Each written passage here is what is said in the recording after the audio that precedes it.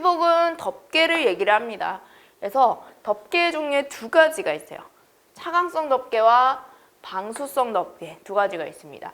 차광성 덮개는 빛을, 직사일광을 막아주는 덮개를 얘기하고요. 방수성 덮개는 말 그대로 물을 막아주는, 빗물을 막아주는 거. 덮개랑 피복이랑 같은 말이에요, 여러분. 자, 그래서 차광성 덮개랑 방수성 덮개 중에서 좀 더 쉬운 거는 여러분 방수성 덮개예요. 그래서 요거를 먼저 보겠습니다. 자, 우리가 위험물이 1류에서 6류까지 이렇게 있을 때 금수성이 있는 부분은 1류, 2류, 3류까지였어요. 자, 그래서 금수성 있는 부분 1류, 2류, 3류에서 방수성 덮개를 덮어줄 겁니다. 자, 근데 1류에서 전체를 덮는 게 아니라 1류에서는 알칼리 금속의 과산화물 여기서만 방수성을 덮겠습니다. 그러니까 1류에서 금수성 물질의 방수성을 덮겠다라는 내용이죠. 그 다음에 2류에서 금수성, 여러분 철분, 금속부, 마그네슘이었죠, 그죠? 자, 그 다음에 3류에서 금수성, 엄청나게 많아요. 금수성 물질이라고 하는 게 분명이었습니다.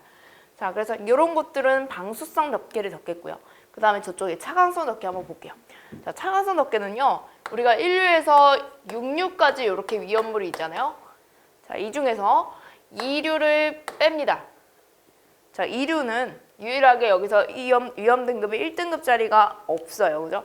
위험 등급 1등급이 혼자 없네요. 그래서 얘는 빼고 차광성 덮개를 1류, 3류, 4류, 5류, 6류에다가 덮겠습니다. 1류, 3류, 4류, 5류, 6류에다 덮겠습니다. 자, 근데 여기서 좀 더 구체적으로 봐주셔야 되는 게 3류 위험물, 4류 위험물이에요.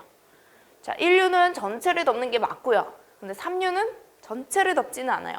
왜냐하면 금수성 물질은 아까 전에 요거 방수성 덮개, 금수성은 방수성을 덮는다. 그렇다면 자연발화성을 뭐를 덮냐? 했을 때 차광성 덮개를 덮는다라고 구분지어서 알아두셔야 돼요. 자연발화성 물질에 여러분이 황린이 있다라는 거 기억나시나요? 황린은 차광성 덮개를 덮어서 운반을 하겠다라는 겁니다. 자, 그 다음에 4류 위험물에서는 위험 등급 1등급짜리 딱 하나밖에 없었죠. 특수 인화물만 덮어주게 되겠다. 그래서 4류 위험물에서 특수 인화물만 덮는다. 이게 차광성 덮개에 해당하는 내용이 되겠습니다. 자, 그 다음에 5류는 전체, 6류도 전체를 덮겠다. 그럼 여기서 여러분이 혹시 중복되는 내용이 보이시나요? 중복되는 내용? 자, 1류에서 이게 전체를 덮는 거고요. 그 다음에 1류에서 여기는 알칼리 금속의 과산화물을 덮는다라고 얘기를 합니다. 자, 따라서 1류는 여기서 중복이 되죠. 그래서 결론은 1류 알칼리 금속의 과산화물은 최종적으로는 차광성도 덮고요. 방수성도 같이 덮게 됩니다. 중복되니까. 그쵸? 자, 그래서 여기에 예제 첫 번째 거 볼게요. 자, 1류 위험물 중에서 차광 덮개랑 방수 덮개를 모두 해야 되는 위험물을 명칭을 두 가지 쓰시오. 자, 품명 적는 게 아니죠. 물질명을 두 가지 쓰시오. 여러분이 알칼리 금속 과산화물에서 뭐가 기억이 나시죠? 잘 쓰는 거. 그래서 과산화 뭐 칼륨도 괜찮고, 과산화 나트륨도 괜찮고, 과산화 마그네슘, 과산화 칼슘 이런 거 다 괜찮습니다. 그래서 이런 것 중에서 두 가지 대표적인 걸로 작성해 주시면 되겠네요. 자, 그 다음에 이 두 번째 차광성이 있는 피복으로 가려야 되는 위험물의 류별 또는 품명을 네 가지를 쓰시오. 류별이 있는 경우, 이렇게 류별만 있는 경우는 1류, 5류, 6류만 적어주시면 되고, 그 다음에 3류, 4류 같은 경우는 품명까지 같이 적어주셔야 맞는 정답입니다. 자, 그래서 여기는 1류, 2류 안 되죠, 그죠? 3류 중에서는 자연발화성, 4류 중에서는 특수인화물, 5류는 전체, 6류도 전체. 그래서 이 중에서 네 가지로 작성을 해주시면 되겠습니다. 웬만해서 류별로 있는 것만 적어주는 게 좀 더 간편하실 거예요. 그죠? 그 중에서 또 품명까지 적어줘야 되는 거 3류, 4류는 신경 써서 암기를 좀 해주셔야 되겠습니다. 자, 탱크의 용량 구하는 식, 내용적에서 자, 우리가 방금 구했던 그런 식들이 전부 다 탱크의 내용적입니다. 자, 이 중에서 빈 공간을 빼라. 그렇다면 탱크의 실제 용량이 계산이 될 것이다. 탱크의 공간 용적을 빼주시면 되겠습니다. 근데 실제로 이렇게 빼서 구하는 문제도 있겠지만요. 예를 들어서 이렇게 10%라고 제시된 경우는 우리가 아까 구한 탱크의 내용적에다가 0.9만 곱해주시면 바로 탱크의 용량을 계산하실 수가 있을 겁니다. 공간 용적을 10%를 뺐기 때문에 바로 탱크의 용량이 계산이 되겠죠. 예를 들어서 탱크의 내용적을 우리가 뭐라고 할까요? 500짜리라고 할게요. 그럼 이때 탱크의 용량은 얼마가 되느냐? 자, 여기에서 10%라고 하면은 50 되겠죠, 그죠? 여기다가 0.9를 곱해서 계산을 해도 되고, 아니면은 500에서 50을 뺀 거 450이라고 이렇게 계산을 하셔도 됩니다. 무슨 말인지 아시겠죠? 자, 그래서 탱크의 용량은 450 세제곱미터이다 라는 거를 구할 수가 있어요. 탱크 전체 부피 내용적이라고 할 수가 있고요. 여기서 이 위험물이, 유류 위험물이 조금만 저장될 수도 있잖아요. 그렇다면 이 빈 공간이 엄청나게 많은 거고, 그렇다면 이 탱크가 저장된 이 전체를 우리가 내용적이라고 하지 않고 빈 공간을 빼서 그만큼을 그냥 탱크의 용량이라고 얘기를 하겠다라는 겁니다. 자, 그러면 여기서 원통형 탱크의 용적과 용량을 구하시오라는 문제 같이 한번 풀어볼게요. 공간 용적은 몇 프로? 10%다. 공간 용적은 어차피 5에서 10%까지밖에 설정하지 못해요. 그렇기 때문에 5 아니면 10으로 보통 출제가 되는 편입니다. 100분의 5 아니면 100분의 10이라고 표현해도 똑같죠. 자, 그럼 여기서 우리 원통형 탱크라고 했으니까 공식은 파이 r 제곱이 나올 거고요. 그 다음에 이쪽에 있는 거 우리 어떻게 구했죠? 제일 긴 거 8 더하기, 자, 그 다음에 요거 세조각 나있죠. 3등분 되어 있으니까 3분의, 그 다음에 양옆에 거 아직 안 더했죠. 양옆에 거 2 플러스 2 해서 여기 있는 것과 파이 r 제곱을 한 것과 곱해주시면 여기 나오는 탱크의 내용적이 계산이 됩니다. 자, 탱크의 내용적 여러분 계산해보시면 263.89 정도로 나올 거예요. 여러분이 계산기에서 파이라는 버튼이 아예 따로 있기도 해요. 파이 버튼을 누르셔도 되고, 이게 싫다? 그러면은 3.14라는 숫자를 내가 임의로 입력을 하셔도 됩니다. 그럴 경우에 소수점만 살짝 달라지고 답은 둘 다 인정이 됩니다. 왜냐하면 이런 문제는 계산 과정을 적고 답을 적는 란이 따로 있어요. 그래서 계산 과정 적을 때 내가 3.14를 넣었는지 아니면 파이를 넣었는지 꼭 이제 잘 계산 과정에 표기가 되어 있어야 되겠죠. 자, 그러면 탱크의 용량은 어떻게 되는가? 공간 용적이 10%라고 했기 때문에, 자, 우리가 구한 이 값에다가 0.9만 곱해주시면 되겠죠, 그죠? 0.9를 곱한 거 237.50이라고 계산이 되셨을 겁니다. 이것도 마찬가지로 여기서 구한 값과 저랑 소수점이 살짝 다르며 이 용량도 소수점 뒷부분이 살짝 달라지는 값으로 나올 겁니다. 파이를 썼는지 3.14를 썼는지에 따라서 값이 달라진다라고 봐주시면 돼요. 자, 그러면 이것도 저 풀어볼게요. 위험물 저장 탱크의 용량이 540리터입니다. 자, 그리고 내용적이 600리터. 자, 그러면 공간 용적은 몇 리터라고 할 수가 있겠죠? 전체가 600인데 여기서 실제로 들어있는 유류의 용량은 540리터래요.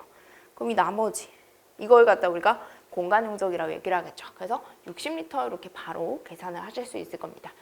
자, 그러면 요 장방형 탱크에서 내용적은 우리가 어떻게 구하는지. 자, 그리고 여기서는 R이 아니라 지름이 제시가 됐네요. 자, 그렇게 제시가 된다 해도 우리는 반지름으로 계산을 해야 되겠습니다.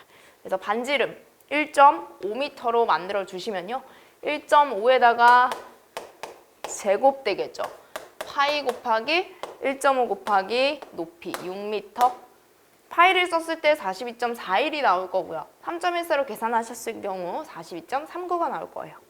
이거 맞는지 잘 확인해 주시고요. 자, 그 다음에 이렇게 공식 자체를 물어보는 문제도 있습니다. 종으로 설치된 탱크의 내용적 계산 공식을 쓰시오라는 거예요.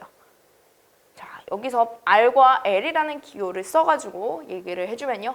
여기서 우리가 구한 이 공식 그대로 써주시면 돼요. 파이 R 제곱에 L이라는 공식으로 써주시면 되겠습니다. 그래서 원통형 탱크, 타원형 탱크도 마찬가지로 이렇게 공식 자체를 물을 수도 있기 때문에 공식을 뭐 L, L1, L2 이렇게 제시된 기호로 잘 맞춰 써주시면 되겠습니다. 내용적과 용량 구하는 문제 이렇게 많이 풀어봤는데요. 그만큼 많이 출제가 됐다는 형태입니다. 자, 그러면 넘어가서 자체 소방대 내용 한번 볼게요. 자, 자체 소방대라고 하는 건요. 어느 정도 규모가 있는 그런 사업장에서는 이렇게 자체적으로 소방대를 설치할 수가 있습니다. 자, 그래서 지정 수량이 얼마 기준? 3,000배 이상인 기준이다. 자, 그리고 제-류, 사류 위험물을 저장 또는 취급하는 제조소나 일반 취급소에서 이렇게 자체 소방대를 설치할 수 있다라는 거예요. 자, 기준이 어떻게 된다고요? 3,000배 이상. 그리고 대부분 어차피 사업장에서 취급하는 것들이 사류가 많습니다. 사류 위험물을 취급한다, 저장한다. 이런 장소가 어디? 제조소 또는 일반 취급소를 얘기하겠다. 우리가 이 뒷부분에 이제 규정도 여러분이 많이 보시면 눈치를 채실 텐데 제조소랑 일반 취급소가 같이 가는 경우가 굉장히 많습니다. 그래서 제조소와 일반 취급소에서 이렇게 자체 소방대를 설치한다라고 봐주시면 되겠네요. 지정수량이 몇천 배? 3,000배 이상의 경우. 자, 그래서 지정수량이 3,000배보다 어차피 대규모로 하는 사업장이 많잖아요. 그래서 대규모, 지정수량이 12만 배, 24만 배, 48만 배 요 규정에 따라서 소방차를 한 대, 두 대, 세 대, 네 대 이렇게 설치할 수 있는 개수가 다 다릅니다. 자, 그다음에 한 대당 이 인원은 소방 자동차에 한 대당 들어가는 인원은 5명으로 해서 두 대라면 10명, 세 대라면은 15명 이런 식으로 배수로 늘어난다라는 거 확인이 되실 겁니다. 이 표 외워주셔야 돼요, 여러분. 자, 처음에는 12만 배 미만부터 시작을 하죠. 그죠? 12만 배 미만. 자, 그 다음에 이 뒷부분만 외우시면 돼요. 24만 배, 48만 배 미만. 그 다음에 맨 밑에 거는 48만 배 이상으로 가겠다. 자, 여기 자동차잖아요, 여러분. 자동차. 여러분이 차를 뽑을 때도 뭐 일시불로 할 수도 있겠지만 이렇게 할부로 하는 경우는 굉장히 많아요. 그래서 할부가 12개월 할부로 시작을 할게요. 12개월, 그 다음에 2배. 24개월, 24개월에 2배. 48개월, 그 다음에 여기서 끝나야 돼요. 그래서 48만 배 이상까지만 한 대, 두 대, 세 대, 네 대로 하겠습니다. 한 대, 두 대, 세 대, 네 대 해서 12만 배 미만, 24만 배 미만, 48만 배 미만, 48만 배 이상까지 한 대, 두 대, 세 대는 안 맞아요. 지금 3이라는 숫자 없어서 한 대, 두 대, 세 대, 네 대 이렇게 숫자 앞에 것도 같이 일치를 시켜주시면 내가 잘 적었는지 안 적었는지 이제 확인도 가능하실 겁니다. 이거는 쉽죠, 여러분. 한 대당 5명이니까, 그죠? 자, 그래서 여기 밑에 한번 볼게요. 내용이 어떻게 나왔는지. 사료위험물을 이렇게 제조소 또는 일반 취급소에서 취급하는 제4류위험물의 최대 수량이 합의 지정수량이 48만 배 미만이라고 합니다. 48만 배 이상이라고 합니다. 자, 그럼 48만 배 이상의 경우에 이렇게 자체 소방대 인원의 수는 몇 명이고 자체 소방차의 대수는 몇 대가 되는지. 자, 그래서 대수는 우리가 4대라고 할 수 있고 사람은 20명 되겠죠. 그래서 이렇게 인원의 수랑 자동차의 대수 묻는 문제가 자체 소방대의 문제로 출제가 됐었습니다. 그리고 빈칸 문제로 나온다면 저쪽에 있는 규정, 뭐 3,000배 이상의 제4류위험물 이런 것도 출제가 될 수 있을 겁니다.